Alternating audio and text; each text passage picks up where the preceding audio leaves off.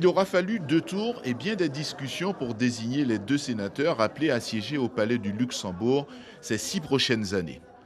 Si dès la fin de la matinée, la réélection du sénateur Georges Patient a semblé être une évidence pour beaucoup, les résultats enregistrés au terme de ce premier tour ont surpris plus d'un. Pour Georges Patient, élu avec 271 voix, la proximité avec le terrain et son bilan ont joué en sa faveur. Une élection sénatoriale, c'est une élection qui se fait sur le terrain et en présence des grands électeurs qui sont au fait des questions concernant les sénatoriales.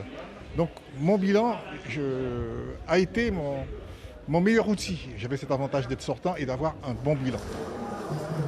Alors que l'on s'attendait pour le deuxième tour à une réduction du nombre de candidats, les 5 se sont maintenus et ont sollicité les suffrages des grands électeurs. Cette offre a surpris plus d'un dans le giron des grands électeurs et l'entre-deux tours a été très animé avec de larges fenêtres de discussion, tractation et négociation à plusieurs niveaux. Les pronostics ont d'ailleurs fluctué durant l'après-midi. Au final, c'est Marie-Laure Phinera-Hort qui l'emporte avec 234 voix devançant Steve Blacodon de 39 suffrages. Il y a eu des tractations entre 13h et 15h. Il y a certains qui ont bien voulu me suivre et puis d'autres non, tout simplement. Bon, de toute façon, il fallait un vainqueur. Voilà, j'ai gagné.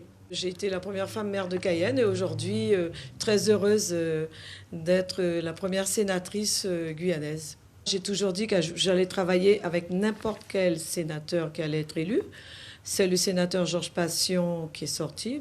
Je serais très heureuse de travailler en binôme avec lui pour les grands dossiers qui concernent la Guyane.